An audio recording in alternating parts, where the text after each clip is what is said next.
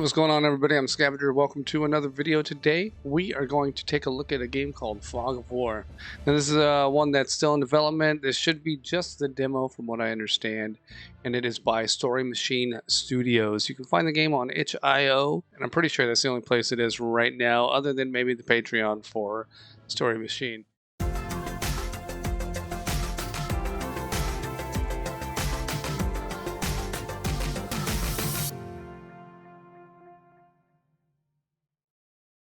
War changes everything.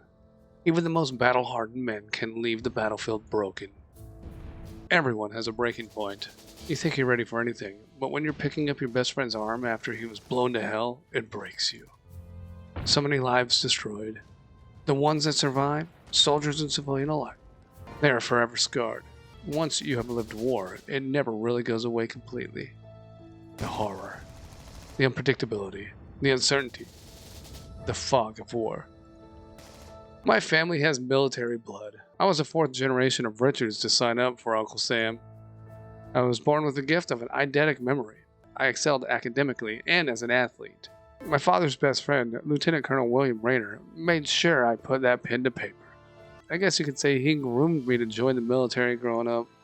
He always told me I had the makings of an elite soldier. Though, if I knew what I know now, I would have done it differently. Hindsight is 20/20. So, let me tell you my story. I went into basic with the plan to keep my head down and just focus on the tasks at hand. That was out the window on day one. Drill instructor Hunk zeroed on me right away in basic. I was the whipping boy. You would have thought I fucked his mother by the way he rode my ass. Contrary to popular belief, military nicknames are usually given to you and they aren't meant to mock you. Who the fuck is this pretty boy? Think those Hollywood looks are going to do anything for you here? So he already said I'm a Richards, so I guess we're just going to do a first name here. So, it's a good. What about Reese? Reese Richards. That's going to be my name. My name is Reese Richards, sir. Your name is whatever I tell you it is, pretty boy. Now give me 50 push-ups before I shove this boot up your ass. I trained hard. Since D.I. Hunk always had me front and center, I tried to be a model soldier for the others to see. You learn a lot of valuable discipline in the military. A lot of things came naturally to me, and I tried not to take that for granted. My first couple of years in the service were pretty standard, but I started to crave more challenges. It didn't take long to scratch that itch. When Lieutenant Colonel Rayner summoned me to see him, I was not expecting what transpired during that meeting. You wanted to see me, sir? Richards, prompt as always. I understand time is short, sir. At ease, Richards. Son, your skills are being wasted. Your gifts are destined for better things. I have opened the door to get you into selection for Delta. You have to pass the battery exam. I sincerely doubt that will be a problem. Of course, I cannot force your hand, but you do not strike me as someone who does not want to be the best. You're correct, sir. I aspire to be the best. Even someone of your abilities, your limits will be pushed. I suggest you prepare appropriately. I will not let you down, sir. You are dismissed. Selection starts in 69 days in Camp Dawson. Sir. Holy shit, did that just happen?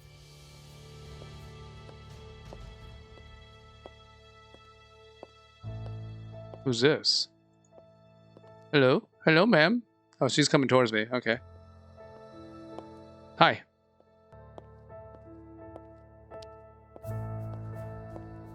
Who was that? I've never seen her on base before. After passing the Armed Services Vocational Aptitude Battery, I was off to do the long walk. It's a timed 80-mile ruck march over a couple of days. You're alone with a 70-pound rucksack on your back, a rifle in your hand, and a map. I was already physically exhausted from the previous training beforehand. My mindset was what was pushing me each step forward. Pain is temporary. It was foggy, cold, and wet almost the entire time. Every mental and physical limit I had was pushed beyond what I thought possible. My feet were nothing but blisters. Every step was walking on razors. This has to be the last checkpoint. He'll be the first to finish. He has quite the gap on the others. I think he'll make a perfect addition to your squad, Major. Kid has some serious juice. Someone of his abilities in Project Archangel is quite intriguing. His shot is already legendary among his peers. Drill Sergeant Honk said he has the best leadership skills in his platoon. Let's hope he gets past the commander's board. Oh, there he is. He showed up. I could tell I wasn't quite there by the look in the cadre's eyes. It gets hard to track how far you've come when you've been destroyed mentally and physically. The next coordinates are 35.14 degrees north, 79 degrees west, soldier.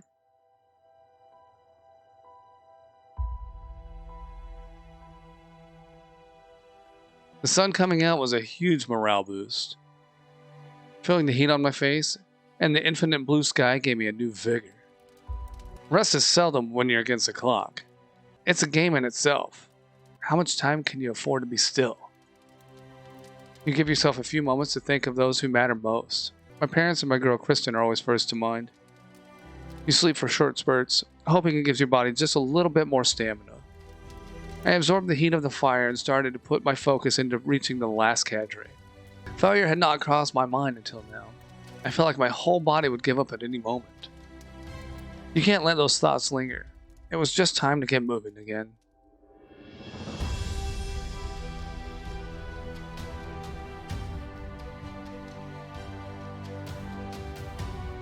Nice, man. He is walking a long time. He said 70 miles? Or no. It was 80 miles with a 70-pound ruck. That's a lot of fucking walking and a lot of weight. Is this the last cadre? When I finally made it to the final cadre, the feeling was surreal. I didn't celebrate long. I passed out within minutes in the back of the MRAP. Out of 127 candidates, I was one of 3 that made it to the unit. Darius took me under his wing immediately. We became best friends quickly. He looks kind of tiny compared to Darius. That man could have been a stand-up comic. He could even make Lieutenant Colonel Rayner laugh. I'm just saying, if she got a cake, I'm going to eat it. Man, you ever hear of oversharing? Motherfucker, I've seen the way you look at Kristen's ass cheeks. You probably you probably tongue punch that on a daily at home. I'm going to punch you in the nuts. We did many operations right out of the gate. Our high success rate and lack of casualties for civilians and our unit, we were constantly deploying. When we were not deployed, we were training. When you're the most elite soldiers on the planet, you cannot get complacent. Funny enough, you could spend all this time training just to be taken out by a lucky shot. Life's funny like that. Our unit was selected to try some new combat tech. We had night vision implants that required no goggles. Now they're getting modified. Pretty cool. We'll see how this goes though. Our hearing protection and environment amplification implants were also quite handy in civilian life. If you ever wanted to tune someone out, it was easy to do. You know, angry girlfriends and such. What the fuck, Reese? I could have stabbed you. The guys relied pretty heavily on me. Not only was I the weapons sergeant, I had learned all the medic stuff for fun. The joke was my MOS was whatever was needed. Darius used to be the unit sniper before he became the squad leader. He taught me everything he knew. We spent a lot of time practicing on the range. We would make fun of the Navy SEALs for writing books about their operations. Here I am telling you mine, like a goddamn hypocrite. Oh, enough about that. Let me tell you about the woman that could keep any man on his toes. Kristen. There she is. We got together in high school. She was never a fan of me joining the military, but was supportive anyway. It's so dangerous, Reese. What if you don't come home one day? Don't worry, we're trained to be the best. Promise you won't get yourself killed? I promise. We had so much fun together. Even the most mundane things were interesting with her. She made the world disappear, and the thoughts of returning to her made deployments easier for me. She was dynamic and driven. Her humor and quick wit always kept things interesting. She made for great company and a helping hand when I was working on my car. We spent 2 years in that garage getting Sylvia done. We took it out on the road the weekend before I went to basic. Fuck. Just come loose, you stubborn son of a bitch. Need a little extra muscle down there? I could use some penetrating oil. Can you pass me some, please? I can think of something much better for you to penetrate. Oh, fuck. Oh, my head.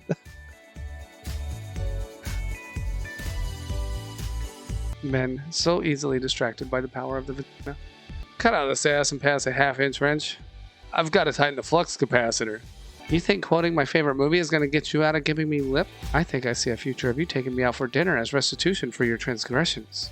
After you concuss me, miss, I use big words. Ask for sex instead. Oblige her. Whatever, we'll oblige her. Alright, guess we're going to eat. Tony's Hideout? How did you know? Life hack on how you get her to choose. I wonder if that really works. If you just have her guess where you're taking her, and then the first one she guesses it's right. I gotta try that actually. Might try that. Anyway, she's excited about it. Nice car, nice car. She's beautiful. The most beautiful thing I've ever laid my eyes on. You better be looking at me. I am if you have 550 horse to the wheels. Dumbass. Well, at least they get along. Alright, let's clean up. I could use a good steak. Alright. Alright. Alright, ladies and gentlemen, we're going to go ahead and wrap it up here. I hope you guys enjoyed it. I know we're still into the demo and we still need to get a little bit further, and we will, but we'll do that in another video. If you guys like this one, go ahead and smack that like button. Subscribe to the channel if you haven't done so already. And I'll see you later. Bye-bye.